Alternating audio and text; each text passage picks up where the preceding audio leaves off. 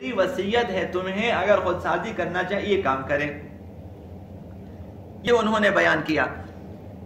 اس میں انہوں نے فرمایا کہ میں نے خواب اور بیداری کے عالم میں حضرت محمد مصطفیٰ صلی اللہ علیہ وآلہ وسلم ان کا مشاہدہ کیا. اب اس سے حالت کشف ہے یا حالت رؤیا صادقہ ہے، دونوں کے درمیان کوئی ایسی نہ خواب ہے نہ بیداری، کوئی ایسی حالت انسان پہ طاری ہو جاتی ہے جس میں کچھ حقائق کا مشاہدہ کر لیتے ہیں. عارفوں کا یہ شیوا ہوتا ہے، یہ ان کی عادت ہوتی ہے. انہیں اس طرح سے الہام ہوتے ہیں، ایک ایسی حالت میں القاء ہوتے ہیں، ان کے دلوں میں بصیرت کا نور پیدا ہو جاتا ہے. انہوں نے فرمایا محمد تقی مجلسی نے خواب اور بیداری کے عالم میں نے پیغمبر اسلام کو دیکھا. جب میں نے دیکھا تو میرے دل میں یہ بات آئی کیا ہی اچھا ہو کہ میں اخلاق کا پیغمبر کا نظارہ کروں، کہ وہ تو مجسم نمونہ ہے، مجسم میں دیکھوں کہ پیغمبر اسلام کے اوصاف کیا ہیں، کمالات کیا ہیں، اخلاق کیا ہیں، تاکہ میں اپنا لوں. حتیٰ خواب میں بھی ان کی کوششیں یہی ہوتی ہیں کہ ان سے استفادہ کریں. تو علامہ محمد تقی مجلسی نے فرمایا کہ میں نے دیکھنا شروع کیا تو اس قدر نورانیت پیغمبر اسلام کی بڑھ گئی کہ ہر جگہ ان کے نور سے روشن ہوا، انہیں مکمل نور ہی نور نظر آیا. پھر میں خواب سے بیدار ہوا تو الہام یہ ہوا میرے اوپر، الہام یہ ہوا، یہ بصیرت ملی مجھے، یہ علم مجھے ملا کہ خداوند متعال نے گویا مجھے سمجھا دیا کہ اگر پیغمبر اسلام کے کمالات و اخلاق کو دیکھنا چاہتے ہیں تو قرآن مجید کی طرف رجوع کریں. تمام جوانوں کے لیے ہے، تمام مؤمنین کے لیے بھی یہی ہے کہ رجوع کریں قرآن مجید کی طرف.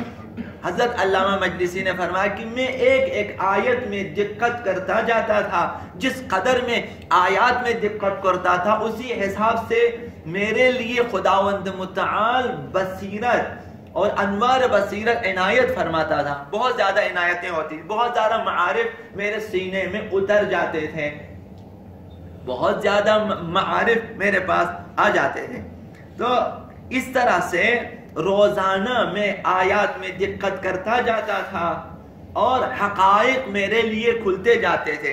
کبھی ایسا ہوتا تھا کہ فراوان معارف و بصائر خداوند متعال عنایت فرماتے تھے، بہت زیادہ بصائر، بہت زیادہ بصیرتیں اور بہت زیادہ معارف خداوند متعال مجھے عنایت فرماتا تھا. تو لہٰذا فرمایا کہ یہ وہ باتیں ہیں جنہیں عام آدمی ان کا یقین نہیں کر سکتا. خود علامہ مجلسی فرماتے ہیں کہ روضۃ المتقین میں، اور یہی کتاب جو حضرت آیت اللہ امینی نے خود سازی کے عنوان سے لکھا، اسی میں بھی آپ پڑھ سکتے ہیں کہ علامہ محمد تقی مجلسی نے فرمایا کہ جو لوگ عارف نہ ہوں اور جو لوگ اس مقام معرفت پہ فائز نہ، ان کے لیے یقین کرنا مشکل ہے. فرمایا کہ میرا مقصد صرف لوگوں کی نصیحت کرنی ہے کہ اگر خود سازی کرنا چاہیں تو قرآن کی طرف آئیں. تو انہوں نے فرمایا کہ ہر آیت میں دقت کرتا تھا تو اسی حساب سے میرے لیے بصیرتیں مل جاتی، دستورات مل جاتے تھے. تو جو دستورات، دستور العمل خود سازی اس رؤیا صادقہ اور اس مشاہدے کے بعد، اس کے بیان کرنے کے بعد علامہ مجلسی نے بیان کیا ہے، وہ سادہ لفظوں میں ہمارے مؤمنین کے لیے، نوجوانوں کے لیے ہیں کہ انہوں نے فرمایا سرفہرست بے فائدہ باتوں سے اجتناب کریں، دوری اختیار کریں، کہ کہیں بیٹھ کر بیہودہ بے معنی لا یعنی گفتگو نہ کریں. جب آپ بولتے ہیں بقول آقا امیر المؤمنین فرشتوں کے لیے خواہ املا کیوں لکھواتے ہو؟ یہ فرشتے بیچارے لکھتے جاتے ہیں بیہودہ باتیں، اس قدر بولتے ہیں کہ فرشتے لکھ کے تھک جاتے ہیں، انہیں کیوں املا دیتے ہو؟ مفت میں تمہارے نام اعمال بڑھتے جاتے ہیں مفت میں. تو فرمایا کہ بے فائدہ باتوں سے بلکہ غیر ذکر خدا سے خودداری کریں، کہ ہر وہ بات جس میں یاد الہی ہو وہ ٹھیک ہے، اس کے علاوہ جس میں کوئی یاد الہی نہ ہو یا کوئی الہی بات نہ ہو اس سے اجتناب کریں. تو یہ پہلا قاعدہ انہوں نے فرمایا بیہودہ باتوں سے اجتناب کریں. آقا امیر المومنین نے فرمایا کہ اذا تم العقل نقص الکلام، جس کی عقل کامل ہوتی ہے اس کی باتیں کم ہو جاتی ہیں. تو باتوں کا کم ہونا اس بات کی دلیل ہے. تو اس کا برعکس مفہوم مخالف آپ یہ لے سکتے ہیں کہ اگر آپ چاہتے ہیں کہ عقل کامل ہو جائے تو باتیں کم کریں. جس قدر آپ کم بولیں گے عقل کامل ہوتی جائے گی. یہ پہلی چیز. دوسری چیز انہوں نے فرمایا خود سازی کے لیے معقولات و مشروبات ملبوسات اور منکوحات منازل وغیرہ، یعنی کھانے کی چیزوں میں، پینے کی چیزوں میں، پہننے کی چیزوں میں، منکوحات لذت شہوات میں اور گھر وغیرہ میں بقدر کفایت پہ اکتفا کریں کہ جس قدر ضرورت ہے اس پہ اکتفا کریں، زیادہ کے شوقین نہ ہو جائیں. ایک شادی کی ہے بقدر کفایت ہے آپ کے لیے، اب دوسری تیسری شادی کا شوق اضافی ہے جبکہ ضرورت نہ ہو. بعض کے لیے ضرورت ہے، بعض کے لیے ایک بیوی مثلا ناکافی ہے، یا اس وجہ سے ناکافی ہے کہ وہ بیمار ہے، یا اس وجہ سے ناکافی کہ وہاں اولاد نہیں ہوتی. بعض مجبوریوں الگ ہیں. لیکن اگر سب کچھ ہیں تو پھر آقا امیر المومنین نے فرمایا جب بھی کہیں جاؤ کسی نامحرم عورت کو دیکھیں اور تمہاری نگاہیں جلب ہو جائیں فوراً آ جاؤ اپنی بیوی کے پاس. فرمایا کہ جو کچھ اس نامحرم میں ہے اسی حلال بیوی کے اندر موجود ہے، تو اسے دیکھ تاکہ حرام نگاہ سے اجتناب ہو جائیں. تو ایک کافی ہے. اسی طرح سے مشروبات و معقولات میں جب ایک غذا کافی ہے، کئی غذائیں جمع کرنے کی ضرورت نہیں ہے. اگر نوجوان، اگر منتظران آقا امام زمان چاہتے ہیں کہ وہ آقا امام زمان کی طرف قدم بڑھائیں تو پھر یہ ہے کہ معقولات میں بقدر کفایت پہ اکتفا کر لیں، ضرورت پہ اکتفا کریں. یہ اتنی ضرورت ہے بس میں نے کھا لیا. اسی طرح پینے کی چیزوں بے تحاشا آگے نہ بڑھیں. ہر وہ مشکوک چیز نہ پئیں، ہر وہ مشکوک مشروب جس کے بارے میں بہت سارے شبہات ہیں اب استفادہ نہ کریں. اگر کریں گے تو رہیں گے اسی عالم میں، پھنسے رہیں گے، نکلنا مشکل ہو جائے گا. اور اسی طرح منکوحات میں، اسی طرح گھر میں لباس تیار کریں. لہذا بعض نوجوانوں کو آپ دیکھتے ہیں کہ اس قدر بےہودہ، بے سروپا اور بے حرمت، بے عظمت، بے ایمان افراد کے ساتھ بیٹھے ہوتے ہیں. انہیں آخر ان کا بھی استحالہ ہو سکتا ہے، یہ خراب ہو جائے. حتیٰ اگر عالم بھی بیٹھے بےہودہ افراد کے ساتھ وہ بھی خراب ہو جائیں گے. صالح تنا صالح کنا یہی ہے کہ اگر آپ بروں کی صحبت میں رہو گے تو پھر برائی کا امکان زیادہ ہے، حتیٰ کہ آپ عالم ہی کیوں نہ ہو. یعنی آپ کے اخلاق میں بھی اس کی برائی کا اثر ہو سکتا ہے. اس لیے علامہ مجلسی نے فرمایا، محمد تقی مجلسی نے، اولیاء الہی کے علاوہ دوسروں کے ساتھ معاشرت سے اجتناب کریں، یعنی بے مقصد نہ بیٹھیں ان کے پاس. یہ تیسری چیز. چوتھی چیز زیادہ سونے سے اجتناب کریں، زیادہ نہ سوئیں. وہ جو 6 گھنٹے آپ کے لیے ضروری ہے نوجوانوں کے لیے، اگر وہ نوجوان ہیں، بچوں کے لیے زیادہ سونا چاہیے، مثلا 10 11 12 گھنٹے، لیکن نوجوانوں کے 6 گھنٹے بہت ہی، اس سے زیادہ سونا اضافی ہے، نہ سوئیں. فرمایا چوتھی چیز زیادہ سونے سے اجتناب کریں.